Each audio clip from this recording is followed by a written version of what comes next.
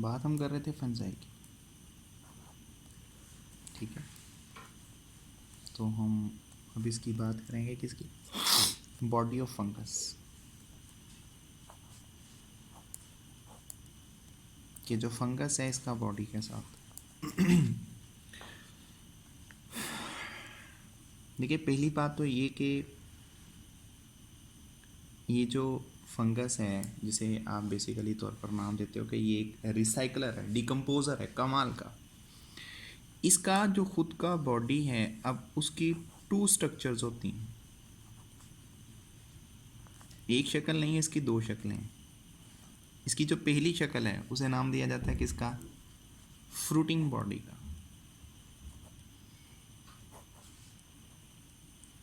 ये इसकी fruiting body कब बनती है, फ्रूटिंग बॉडी उस वक़्त बनती है जब हाइफी पैक्ड हो जाते हैं। अब हाइफी क्या होते हैं ये मैं आपको आगे बताता हूँ।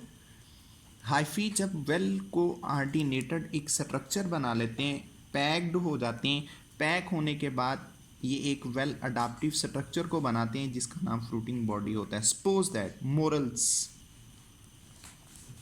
ट्रफल्स, मशरूम, आप इन सभी की बात कर लें। यहाँ पर हाइफी पैक होते हैं, कैसे पैक होते हैं, आपने खुम्बी उसकी डायग्राम ऐसे बनाई, इसके ऊपर बेसिकली एक कैप होती है,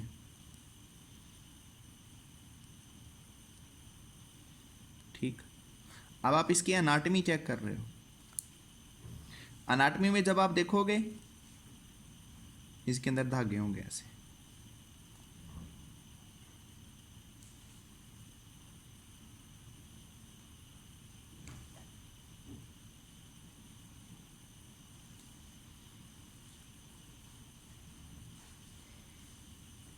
ये इसके अंदर थ्रेड, ऊपर आगे इनके स्पोरेंजिया, वो सारी स्ट्रक्चर इस तरह बनी हुई होंगी। एक एक धागे को पैक करते जाएं, पैक करते जाएं, पैक करते जाएं, और आखिर पे उनके ऊपर एक शीट चढ़ा दें, तो अब आप क्या कहेंगे कि अंदर धागे वेल कोऑर्डिनेटेड फैशन में जब धागे मिले तो उन्होंने एक वेल कोऑर्डिनेटेड स्ट्रक्चर बनाई। अब आप इस शक्ल को क्या कहते हो, मशरूम। ये वो खुम्बी है जो बेसिकली हम खाते भी हैं, और ये डेथ कैप भी होती है, ठीक है। तो हम आगे इस खुम्बी की पूरी शक्ल को भी डिस्कस करेंगे कि इसके अंदर बेसिकली होते क्या क्या हैं। तो एक तो ये हो गया कि इनका एक फ्रूटिंग बॉडी बना हुआ होता है। दूसरी बात ये कि इनकी जो सेकंड स्ट्रक्चर है वो माइसीलियम है। What is mycelium, mycelium is a horizontal vegetative part of the fungus. Horizontal growing vegetative part of fungi, ठीक है। अब ये कहाँ होता है, अंडरग्राउंड होता है,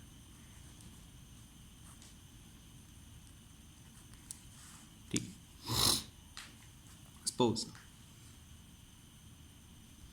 एग्जाम्पल ले लें, आपके पास है ना ब्रेड है, इस ब्रेड की एक जगह पे यहाँ पर स्पॉट था जो आपको दिखाई दे रहा है, लेकिन आपको ये इनका चैनल दिखाई नहीं दे रहा।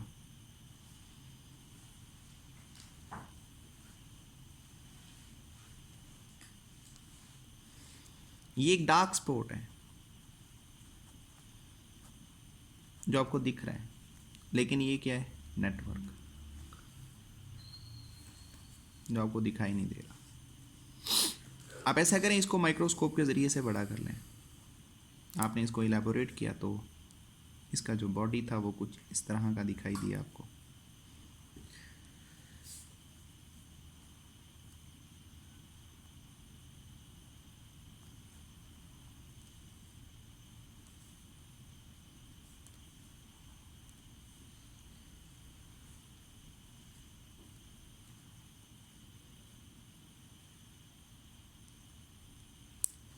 ठीक, ये शक्लें क्या कहलाती हैं, इन्हें कहा जाता है rhizoid. Rhizoid look like root. But not truly root. ये लुक लाइक रूट है, रूट की तरह है, रूट नहीं है। यहां से लेकर यहां तक की जो स्ट्रक्चर जो जेरे जमीन होती है, ये क्या कहलाती है? माइसीलियम। और माइसीलियम क्या है? इनका वेजिटेटिव पार्ट होता है। कैसे? आप ऐसा करें, कल माइसीलियम को ब्रेक कर दें, फ्रेगमेंट्स बना दें, माइसीलियम ग्रो कर जाएगा। अब आपके पास ये पूरा एक हिस्सा है ना, आप इसके 3 हिस्से कर लें तो 3 अलग अलग ये स्ट्रक्चर्स बना लेंगे, यानी कि 3 अलग कैले के फंगस के बॉडी बन जाएंगे। इसे क्या कहते हैं? इसे कहा जाता है स्पोरोफोर। ये एक डंडी होती है, ऊपर ये एक बॉल होती है जिसका नाम क्या है? स्पोरेंजिया। ये स्पोरेंजिया की दीवार होती है, इसको स्पोरेंजियल वॉल कहते हैं। इनके अंदर बेसिकली होते क्या हैं? स्पोर्स, जो माइक्रोस्पोर्स के नाम से जाने जाते हैं।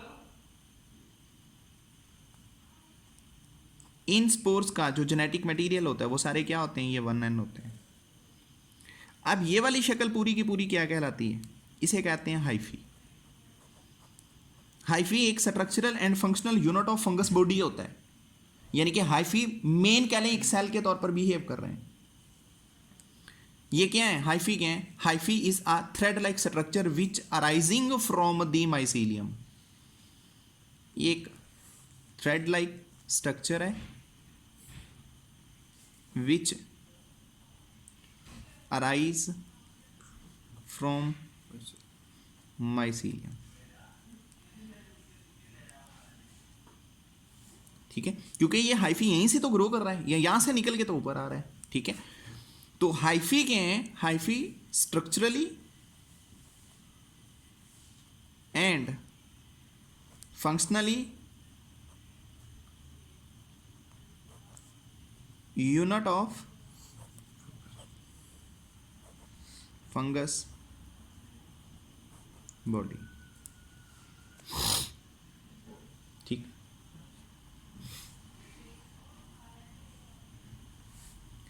अब दूसरी बात ये कि इनके पास जो हाइफी होते हैं वो 2 तरह के हैं। हाइफी इनकी 2 काइंड्स होती हैं। एक जो हाइफी होते हैं वो कहलाते हैं सेप्टेट हाइफी, एक हाइफी कहलाते हैं non septate hyphae. Non septate hyphae को कोएनोसाइटिक हाइफी भी कहते हैं। सेप्टा ग्रीक जुबान की टर्म है जिसका खुद का मानी क्या होता है? Cross wall. नॉन का मानी होता है without cross wall.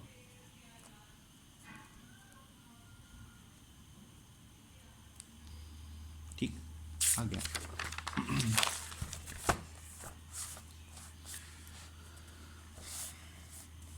Septate hyphae.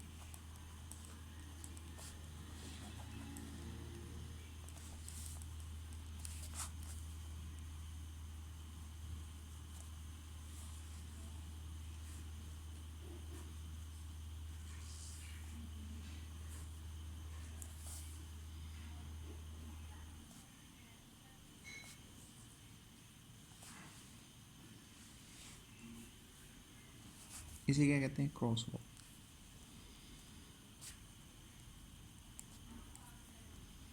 अगर आप इस चीज की बात करते हैं, ये फर्ज कर लें क्या है? सेल। मैं आपको बड़ा करके दिखाता हूं। अब ये जो सेप्टेट हाइफी होते हैं, ये इनमें जो न्यूक्लियस होगा, हो सकता है एक चैम्बर में एक न्यूक्लियस हो सकता है एक चैम्बर में 2 न्यूक्लियस हो जाए। यानी कि ये हाइफी पे डिपेंड करता है कि पूरा हाइफी बना है, उसके हर चैम्बर में 2-2 न्यूक्लियस हैं। तो मोनोकैरियोटिक सेप्टेट हाइफी भी हो सकते हैं, मोनोकैरियोटिक यानी कि एक एक न्यूक्लियस, या फिर क्या हो सकते हैं? डाइकैरियोटिक यानी कि 2-2 न्यूक्लियस। एक बात तो ये होगी। अब ऐसा करें, इतने हिस्से को इलैबोरेट कर लें।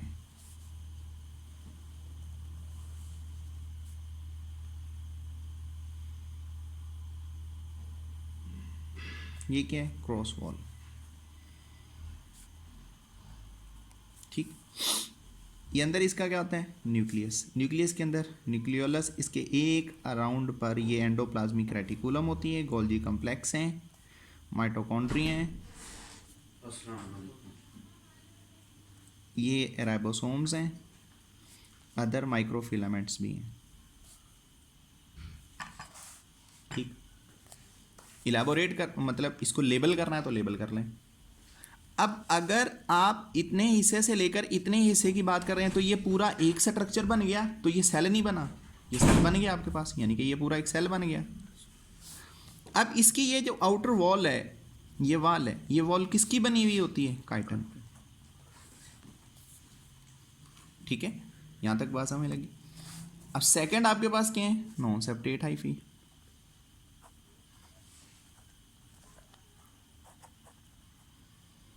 अब नॉन सेप्टेट में क्या होते हैं? ये विदाउट क्रॉस वॉल होते हैं। सपोज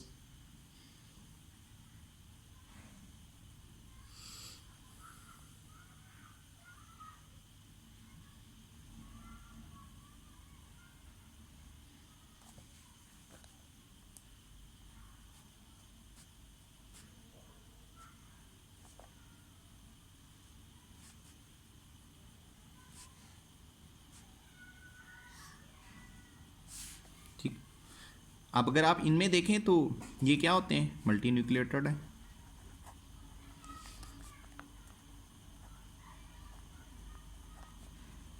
ठीक है, और इन्हें को एनोसाइटिक भी कहा जाता है। नॉन सेप्टेट भी यही है, को एनोसाइटिक भी यही है। अच्छा, ये वाले जो होते हैं ना, इनका जो ग्रोइंग रेट होता है वो फास्टिंग होता है।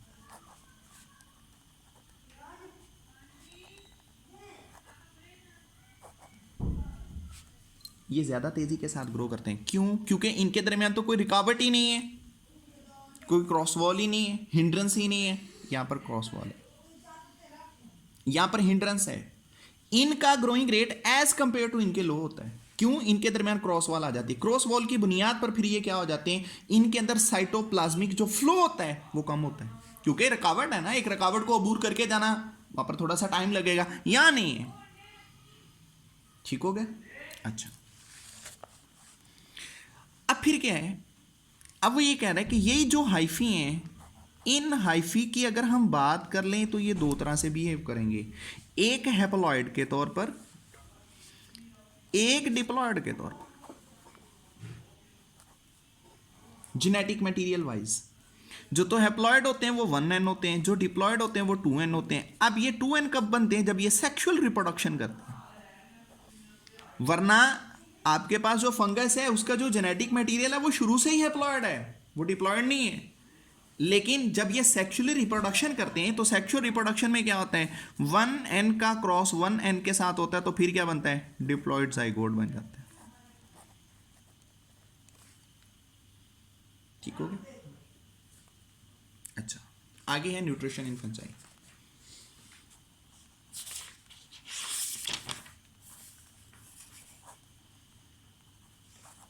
देखें, पहली बात ये फंजाई हेट्रोट्रॉफ है। दूसरी बात ये एब्जॉर्बिंग मेथड होता है, जिस मेथड के तहत ये क्या करते हैं? खुराक को ऑब्टेन करते हैं। ये दो चीज़, एक तो हेट्रोट्रॉफ है, अपना मटेरियल यानी कि अपनी खुराक खुद प्रिपेयर नहीं कर सकते। क्यों नहीं प्रिपेयर कर सकते? क्योंकि इनके पास कौन सा क्लोरोफिल मौजूद होता है। क्लोरोफिल ना होने की वजह से ये फोटोसिंथेसिस नहीं करते। दूसरी बात ये मटेरियल को कैसे लेते हैं? एब्जॉर्बिंग तरीकाकार होता है। वो क्या होता है? ये एक्स्ट्रा सेलुलर मेटाबॉलिज्म करते हैं। कैसे? बॉडी आउटसाइड इन्होंने एंजाइम्स फेंकने। ये जो बॉडी आउटसाइड एंजाइम्स होते हैं, ये एंजाइम्स क्या करते हैं? जो जिस्म से बाहर निकलते हैं, ये जब उस चीज के ऊपर गिरते हैं ना, ये उस चीज के बड़े बड़े पार्टिकल्स को ब्रेक करके छोटे पार्टिकल्स में कन्वर्ट कर देते हैं। जब बड़े फ्रेगमेंट्स छोटे फ्रेगमेंट्स में कन्वर्ट होना शुरू हो जाते हैं ना, वो एक विस्कस सा मटेरियल बना देते हैं। मैंने आपको पहले भी बात बताई कि जिस जगह पे मोल्ड लगी हुई है ना, तो अगर आप उसको टच करके देखें तो वो एक विस्कस सा मटेरियल होता है। जिस तरह हमारे मुंह के अंदर जो सा होता है ना, वो एक बॉलस प्रिपेयर्ड हो जाता है कि आप बुर्की खाते हैं, उसके साथ आपका स्लाइवा टच होता है, वो एक पेस्ट बन जाती है। सिमिलरली ये भी पेस्ट बना देते हैं। अब वो जो पेस्ट होती है, जो हमारी पेस्ट है, वो स्मॉल इंटेस्टाइन में जब जाती है तो वहां पर छोटे छोटे विलाई लगे हुए, उनके जरिए से ब्लड में एब्जॉर्ब हो जाती है। ये वाला सिस्टम भी बाहर ही कर लेते हैं। जब इन्होंने जिस्म से बाहर एंजाइम्स फेंके, वो मटेरियल डिकम्पोज हुआ, वो एक पेस्ट बन गई है। पेस्ट को क्या करते हैं? एब्जॉर्ब कर लेंगे। It is called absorbing method. दूसरी बात ये, हेट्रोट्रॉफ होने की वजह से ये फिर क्या करते हैं, ये सिम्बायोटिक एसोसिएशन करते हैं, ये सिम्बायोटिक एक लिंक क्रिएट करते हैं। अब वो इनका सिम्बायोटिक लिंक कौन सा होता है, सिम्बायोटिक ये लिंक ये डिफरेंट बनाते हैं। अब कुछ फंगस ऐसी होती है जो प्रेडेटर्स के तौर पर बिहेव करती है, कुछ फंगस ऐसी होती हैं जो पैरासिटिक होती हैं, कुछ ऐसी होती हैं जो सेप्रोबिक होती हैं, कुछ ऐसी हैं जो डिकम्पोजर्स हैं,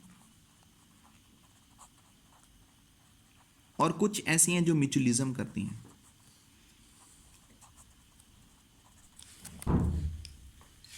ठीक, ये डिफरेंट स्टाइल के जरिए से क्या करते हैं, अपनी खुराक को ओवरटेन करते हैं। इस मकसद के लिए ये क्या करते हैं, ये मुख्तलिफ लिंक बनाएंगे और उन लिंक्स के जरिए से ये क्या कर लेंगे, अपनी खुराक को हासिल करेंगे। प्रेडेटर्स भी हैं, पैरासाइट भी हैं, सेप्रोबिक। अब सेप्रोबिक और डिकम्पोजर्स में क्या फ़र्क होता है, सेप्रोबिक वो होते हैं या सेप्रोफाइटिक्स वो ऑर्गेनिजम्स होते हैं जो बेसिकली तौर पर डेड के ऊपर ग्रो करते हैं। डिकम्पोजर्स वो होते हैं जो डेड भी पड़ा हो, लिविंग भी पड़ा हो, इन्होंने उनको तोड़ देना है।